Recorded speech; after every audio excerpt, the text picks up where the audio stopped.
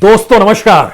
दोस्तों, जिस वक्त इस देश का किसान सड़क पर आंदोलन कर रहा हो, ठीक उसी वक्त इस देश के प्रधानमंत्री अयोध्या पर चिंतन मनन करने बैठ जाएं।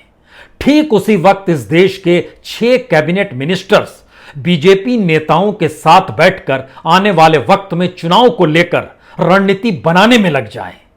तो इस देश की प्राथमिकता क्या है और इस देश की सियासत का मिजाज क्या हो चला है, यह शायद किसी से छुपा हुआ नहीं होगा। छुपा इसलिए नहीं क्योंकि उत्तर प्रदेश के चुनाव सामने खड़े हैं। उसके बाद उत्तर प्रदेश से ही दिल्ली का रास्ता बनता है। प्रधानमंत्री समझ रहे हैं मेमोरेंडम में जो शब्द लिखे गए हैं वो उनके गवर्नेंस पे सवालिया निशान उठाएंगे। तो ऐसे में अयोध्या का मंत्र ही उन्हें चुनावी जीत दिला सकता है। शायद इसीलिए आज का दिन, वही वक्त, सब कुछ उसी लिए चुना गया जिस वक्त किसान सड़क पर आंदोलन कर रहे थे, राजभवन की दिशा में बढ़ रहे थे। और शायद यह सवाल है, प्रधानमंत्री के पास इसके अलावे कोई दूसरा विकल्प भी तो नहीं था, क्योंकि जिस मेमोरेंडम को राष्ट्रपति के नाम किसानों ने लिखा, उसमें लिखे हुए शब्द बहुत साफ तौर पर यह बतलाते हैं कि दरअसल किसान आंदोलन अब एक राजनीतिक विस्तार ले चुका है। इस देश के भीतर में किसानों से जुड़े हुए 3 कानून और एमएसपी का सवाल धीरे धीरे इस देश के उन मुद्दों को अपने दायरे में लेकर आ पा रहा है जहां पर मोदी सरकार सीधे किसानों के निशाने पर है। क्योंकि मेमोरेंडम में लिखे हुए शब्द खेती बचाओ लोकतंत्र बचाओ, यह मैसेज राष्ट्रपति तक पहुंचाने के लिए अगर राजभवन का रास्ता किसानों ने चुना तो सरकार ने भी अपने तौर पर आज साफ कर दिया कि उसके लिए महत्वपूर्ण सियासत है, उसके लिए महत्वपूर्ण सत्ता में बने रहना है, उसके लिए महत्वपूर्ण राजनीतिक चुनाव जीतने के लिए उन परिस्थितियों को अपने साथ खड़ा करना है जिन परिस्थितियों को किसान इस देश में बनाना चाहते हैं। दरअसल इसकी बेहद महीन लकीर पहली बार यह नजर आ रही है कि किसान चाहे अनचाहे अपने 7 महीने के आंदोलन का विस्तार करते हुए धीरे धीरे इस देश की तमाम राजनीतिक दलों से जुड़े मुद्दे और इस देश की सामाजिक आर्थिक परिस्थितियों को साथ लेकर चल पड़ा है और उसका दायरा धीरे धीरे बड़ा होते चला जा रहा है। लेकिन दूसरी तरफ सरकार भी इस बात से अनभिज्ञ नहीं है। इसीलिए किसी राज्यपाल या किसी राजभवन तक किसानों को पहुंचने नहीं दिया गया, चाहे वो देहरादून हो, चाहे वो चंडीगढ़ हो, चाहे वो दिल्ली ही क्यों ना हो। लेकिन राजभवन पहुंचकर राज्यपाल से मिलकर उनके हाथों में मेमोरेंडम देने की कोशिशें जरूर हुई। तो पहले इन तस्वीरों को देखिए। इन तस्वीरों के जरिए समझ पाएंगे आप कि दरअसल किसानों को राजभवन जाने से रोका गया और वह किस अंदाज में था। तो राजभवन तक किसान पहुंच नहीं पाए, राज्यपाल के जरिए राष्ट्रपति तक मेमोरेंडम पहुंच ना पाए। इसके लिए जो नजारा नजर आया वो बैरिकेडिंग का था। तो क्या वाकई किसानों ने इस देश के भीतर में एक ऐसी स्थिति पैदा कर दी है जहां पे पुलिस और प्रशासन को बहुत साफ निर्देश दिया गया है कि वह किसी भी हालत में इस देश की सत्ता सरकार पर कोई भी सवाल खड़ा करे तो उसे रोक दिया जाए। क्योंकि जितनी बड़ी तादाद में यह बैरिकेडिंग की गई वो नज़ारा वाकई डराने वाला है।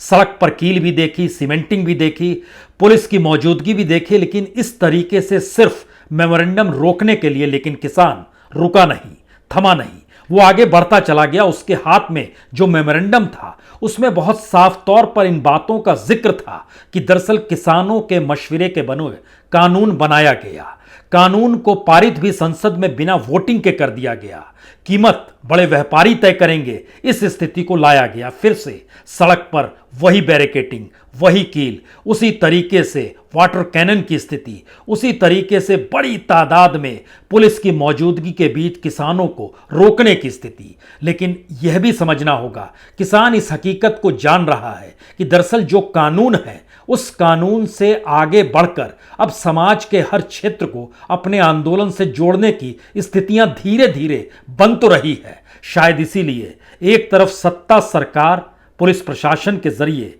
बैरिकेड लगाकर और रोकने का प्रयास करती नजर आई, तो दूसरी तरफ किसान हार मानने को तैयार नहीं था।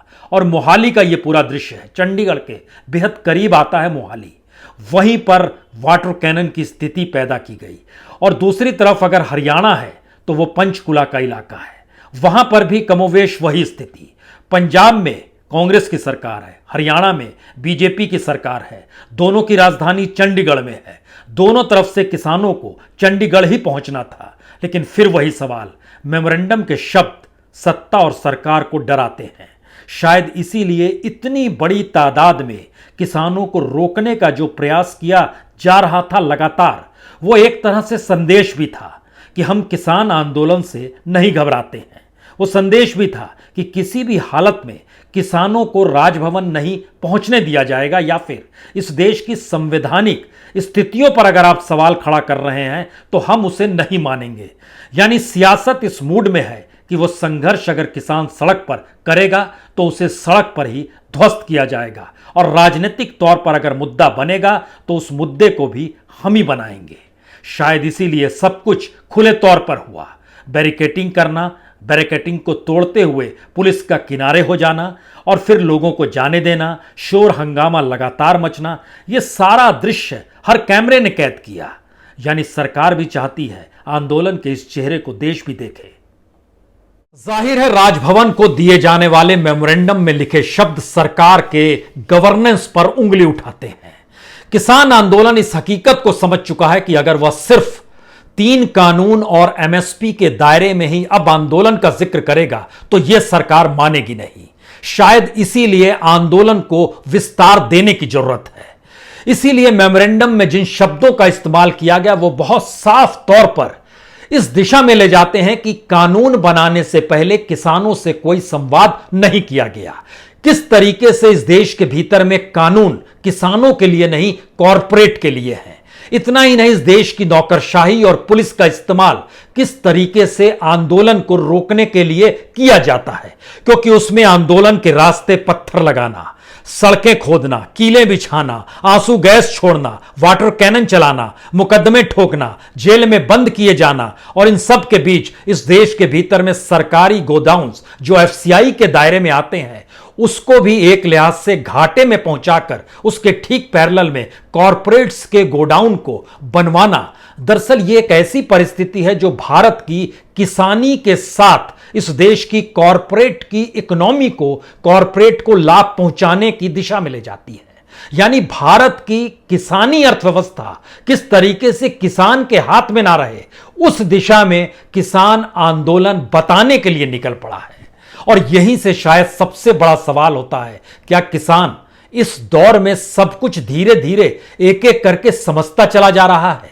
और आज जब वो सड़क पर निकले तो उनके जहन में सिर्फ 3 कानून इसलिए नहीं है या एमएसपी का सवाल इसलिए नहीं है क्योंकि वह जान चुका है कि सरकार की आर्थिक नीतियां इस देश के बड़े व्यवसायियों के लिए है। क्या वो समझ चुका है कि जो अनाज मंडी चलती है उसके जरिए सरकार को लाभ नहीं होगा? क्या वो जान चुका है कि सरकार जब पीएसयू से डिसइन्वेस्टमेंट के जरिए पल्ला लगातार झाड़ रही है तो आने वाले वक्त में एफसीआई के गोडाउन्स भी नहीं बचेंगे? क्या वो जान चुका है कि किसान को आने वाले वक्त में खेती भी करनी होगी तो जो पूंजी लगाएगा उसके इशारों पर करनी होगी, जो दाम बाजार में तय होगा वह भी कॉरपोरेट करेगा? क्या यह सब कुछ जान चुका है?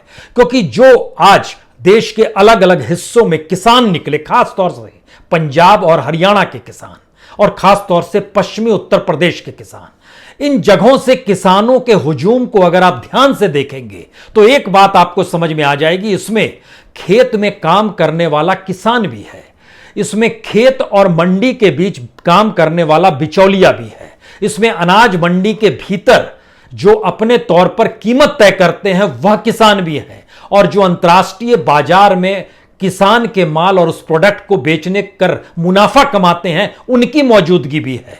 यानी सीमांत किसानों से लेकर बड़े किसानों तक की मौजूदगी आपको इस पूरे आंदोलन के भीतर नजर आएगी। जरा इन तस्वीरों को देखिए, कुछ स्थिति और साफ होगी।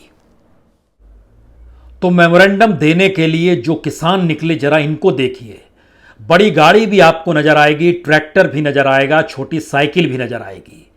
यानी किसानों की अपनी स्थिति उनकी आर्थिक स्थितियों की भी व्याख्या करती है, क्योंकि किसानों को पता है बीते 7 महीने के भीतर जितनी बड़ी तादाद में किसानों की मौत इस आंदोलन के साथ हुई है तो हर का आक्रोश उनके साथ है।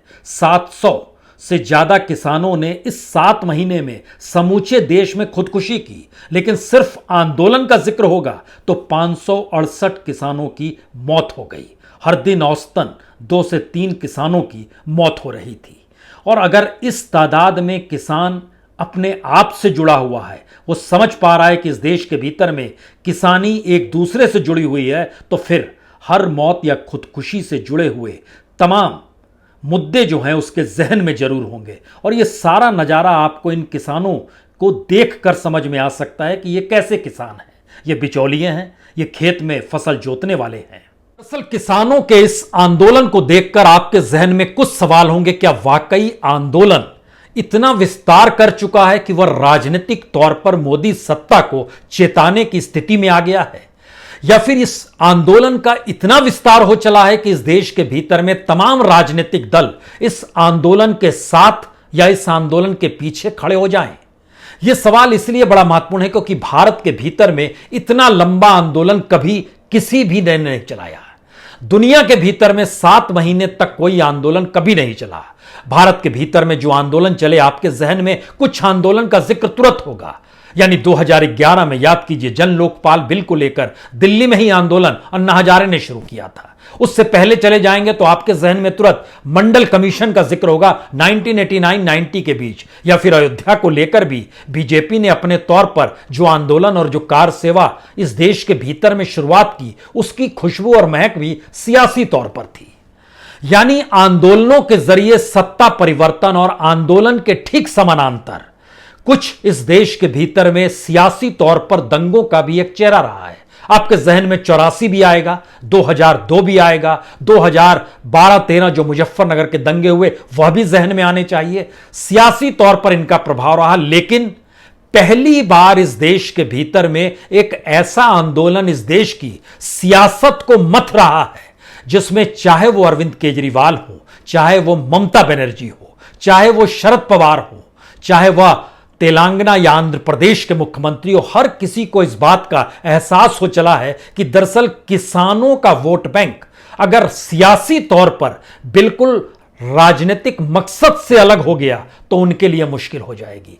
और आज जब प्रधानमंत्री भी अयोध्या को लेकर चिंतन मनन कर रहे होंगे तो उनके जहन में कुछ बातें उत्तर प्रदेश को लेकर साफ होगी। वो जानते हैं कि उत्तर प्रदेश में सिर्फ पश्चिमी उत्तर प्रदेश नहीं जहां से राकेश टिकैत आते हैं, बल्कि अवध का इलाका है, बुंदेलखंड का इलाका है, मध्य उत्तर प्रदेश का इलाका और बहुत बड़ा हिस्सा पूर्वी उत्तर प्रदेश का भी है जो पूरे तरीके से किसानी से प्रभावित रहता है। तो क्या किसान आंदोलन ने 7 महीने के भीतर अपनी यात्रा के दौर में इस देश के भीतर के तमाम संकटों को साथ खड़ा कर दिया है? क्योंकि आंदोलन का जो चेहरा अलग अलग जगहों पर नजर आता है और उसके जो तेवर और उसकी जो तलखी है, पहली बार वो सीधे सीधे इस देश की केंद्रीय सत्ता से टकराने को तैयार है। सवाल यह नहीं है कि वो ट्रैक्टर पर सवार है, उसके हाथ में झंडा है। सवाल यह भी नहीं है कि वह किसान संघ भर का व्यक्ति है। सवाल यह है कि जिस परिवेश में इस देश के भीतर में, चाहे वो बैंक कर्मी हो, चाहे डिग्रीधारी युवा बेरोजगार हो, चाहे मजदूर ही क्यों ना हो, चाहे इस देश के भीतर में एक बड़ा हिस्सा कॉरपोरेट भी अपने आप को सत्ता से अलूफ महसूस करता है, अगर वो सत्ता के साथ खड़ा हुआ नहीं है तो इस देश के भीतर में लगातार संकटों की लकीर जब आप खींचेंगे तो आपके जहन में कुछ सवाल निकल कर आएंगे। इस देश की राजनीतिक सत्ता को पलटने के लिए किसी भी राजनीतिक दल को वह मुद्दा चाहिए होता है जो जनता को प्रभावित कर रही है। लेकिन भारत की राजनीति में विपक्ष की अपनी गरिमा और उसकी अपनी सत्ता जो है वो इतनी मजबूत नजर नहीं आ पा रही है जहां पर यह लगे कि राजनीतिक दल के साथ जनता खड़ी हो जाए। लेकिन यह हर कोई जानता है कि इस देश के भीतर में किसानी हर प्रांत को छूती है और किसानों की जरूरत इस देश में हर किसी को है, यहां तक कि सरकार को भी है। तभी तो महामारी के दौर में उसने जिक्र किया कुछ नहीं देंगे लेकिन अनाज फ्री में जरूर देंगे। अनाज सरकार नहीं उपजाती है, किसान ही उपजाता है। सवाल यह था कि उस अनाज को खेत से निकालने के बाद बाजार तक लाने के लिए और देश ही नहीं अंतर्राष्ट्रीय तौर पर भी बाजार में ले जाने के लिए कॉरपोरेट उस पूरी व्यवस्था को हड़प लेना चाहता है और उसके मातहत एक बड़ा कमीशन वो सरकार को दे देना चाहता है। यानी सरकार मानसिक तौर पर पूरी तरीके से सारी चीजों को मोनेटाइज करना चाहती है। लेकिन फिर हमें लगता है एक तस्वीर और देखिए, इस तस्वीर के जरिए फिर जरा समझने की कोशिश कीजिए। किसान जब सड़क पर आंदोलन कर रहा है, ठीक उसी वक्त अयोध्या पर चिंतन मनन, ठीक उसी वक्त चुनाव को लेकर रणनीति, वह भी कैबिनेट मिनिस्टर्स की मौजूदगी में क्यों होती है? असल में इन किसानों को पता है कि इस देश में 50% वर्कफोर्स खेती से जुड़ा है और इसी दौर में लोग जमीन खो रहे हैं, नौकरियां जा रही हैं, खुला बाजार और उसके रेगुलेशन किसानों के हित में नहीं है। तो शायद इसीलिए आंदोलन के वक्त उनके भीतर का जोश कुलांचे मारता है और सड़क पर संघर्ष शायद उनकी नियति हो चली है, जिसका खुला नजारा आज अलग अलग हिस्सों में नजर आया, खास तौर से पंजाब, हरियाणा और यूपी बॉर्डर पर। दरअसल आंदोलन के इस 7 महीने के सफर के बाद भी और उस दौर में भी जो संघर्ष का मादा सड़क पर दिल्ली में नजर आया, हमें लगता है वह स्थिति दिल्ली, पंजाब, हरियाणा, उत्तराखंड और देश के अलग अलग हिस्सों के नजारे ने कुछ स्थितियों को साफ किया है। यह स्थिति किसानों की त्रासदी भी बतलाती है और यह स्थिति किसानों की मजबूत होती स्थितियों को भी बताती है। त्रासदी इस रूप में क्योंकि बीते 30 बरस में, यानी इस देश में आर्थिक सुधार अपनाने के बाद 1991 के बाद से इस देश में बीते 30 बरस में 4 लाख किसानों ने खुदकुशी की है। यानी औसत निकालिएगा तो हर दिन 36 किसान खुदकुशी कर रहा था। अब आंदोलन करते वक्त पहले 7 महीनों में, जो 7 महीने बीत गए, 568 किसानों की मौत हो गई।